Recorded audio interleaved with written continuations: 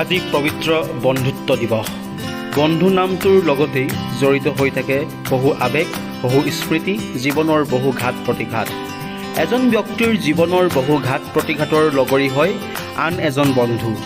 এই বন্ধুত্বক এটা স্থায়ী ঠিকনা দিবলৈকে আধুনিকতাৰ লগে লগেই যেন প্ৰতি বছৰে 6 আগষ্ট তাৰিখটো বন্ধুত্ব দিৱস হিচাপে সমগ্ৰ বিশ্বৰ জনমানসত ব্যাপক ৰূপত সমাদৃত হৈছে। আপুনি বা মই গতানুগতিক জীৱনত বন্ধু হয়তো বহুতো লগ পাব পাৰোঁ বা পাই আহিছোঁ। আমি ক'ম আপোনাক হোষ্টেলীয়া জীৱনৰ বন্ধুত্বৰ কথা। হোষ্টেলৰ বন্ধুত্ব জীৱন বাটত লগ পোৱা আন বন্ধুতকৈ কিছু পৃথক আৰু নিবিড়, যি বন্ধুত্ব বহুজনৰ চিৰদিনৰ লগৰী হৈ থাকে। যি বন্ধুত্বই কেতিয়াবা কোনোবা এজনক সফলতা দিয়াতো সহায় কৰে। হোষ্টেলৰ বন্ধুত্ব কেনেদৰে আৰম্ভ হয় জানেনে? কোনোবা এখন বিদ্যালয়, মহাবিদ্যালয়, বিশ্ববিদ্যালয়ত অধ্যয়ন কৰিবলৈ ঘৰৰ পৰা আঁতৰি থাকি নামভৰ্তি কৰাৰ পিছতেই আৰম্ভ হয় সকলোৰে বাবে হোষ্টেলীয়া জীৱন। হোষ্টেলীয়া জীৱনত সোমাই পৰাৰ লগে লগেই বিভিন্ন ক্ষেত্ৰৰ ভিন্ন বন্ধু। ক্ৰমান্বয়ে আৰম্ভ হয় এক সুকীয়া বন্ধুত্ব। পুৱাৰ পৰা নিশালৈকে কেৱল সেই বন্ধুৱে লগত থাকে হোষ্টেলৰ সময়ছোৱাত। আপুনি কি খাইছে, আপুনি কোঠাত কি কৰিছে, আপোনাৰ সপোন কি, সকলোবোৰ কথাই বুজিবলৈ আৰম্ভ কৰে হোষ্টেলৰ বন্ধুৱে। আপুনি যদি অলপ দেৰিলৈকে শুই থাকে তেনেহ'লে আপোনাৰ কোঠাৰ দুৱাৰত মুখত চিঞৰ মাৰে, ঐ ভাই পঢ়িব আছে উঠ।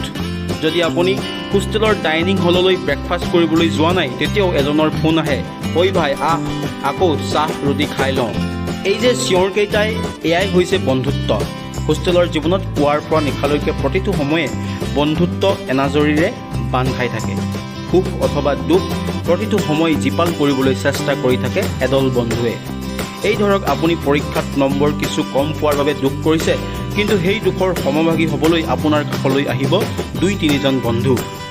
সঁচাই কিমান যে বন্ধুত্বৰ ভাল লগা সময় পাৰ হয় হোষ্টেলৰ জীৱনত।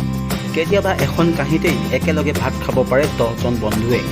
এক সুকীয়া তৃপ্তি থাকে তাতো। ৰাতিপুৱা চাহকাপৰ লগত 1 পেকেট বিস্কুটৰ লগৰী হয় 10ৰ পৰা 15জন বন্ধু। এইবোৰৰ মাজত আকৌ ধেমালি আছেই, ইজনে সিজনৰ লগত কথাৰ কটাকটি কৰা। কেতিয়াবাতো কথাৰ কটাকটি কাজিয়ালৈ ৰূপান্তৰ হয়গৈ, কিন্তু সেই কাজিয়া বেছি সময়ৰ নহয়।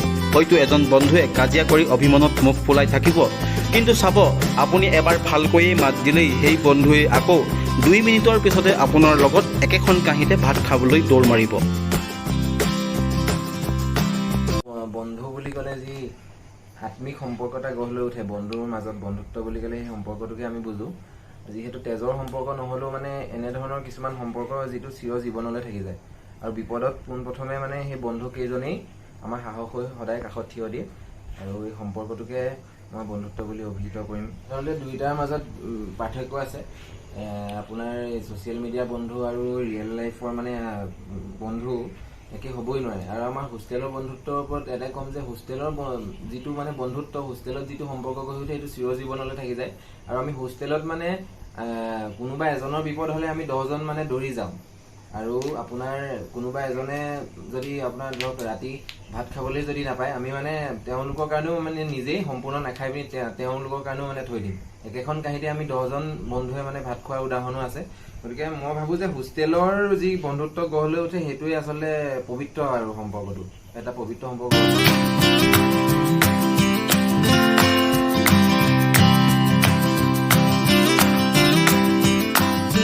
হোষ্টেলৰ বন্ধুত্ব আৰু মানে আন বন্ধুত্ব যথেষ্টখিনি পৃথক হয়, কাৰণ হোষ্টেলত আহি যোৱাৰ লগে বেলেগ এটা পৰিকল্পনাৰ মাজত আহি যোৱাৰ নিচিনা লাগে।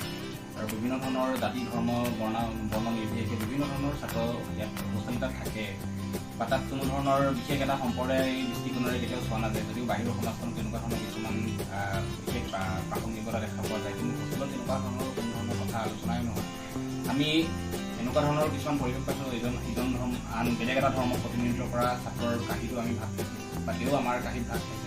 এনেকুৱা ধৰণৰ খুব এটা সুন্দৰ পৰিৱেশৰ মাজেৰে হোষ্টেলক আমি সদায় আগুৱাই নিয়াৰ এটা পৰিকল্পনা কৰোঁ, বা যিকেইদিন থাকোঁ হোষ্টেলটোত সেই হোষ্টেলটোৰ কাৰণে কষ্ট কৰি হোষ্টেলটোৰ মাজত এটা যাতে ভাল এনাজৰী বান্ধোন থাকে, ইজনে সিজনক যাতে ভালদৰে চিনি পায়।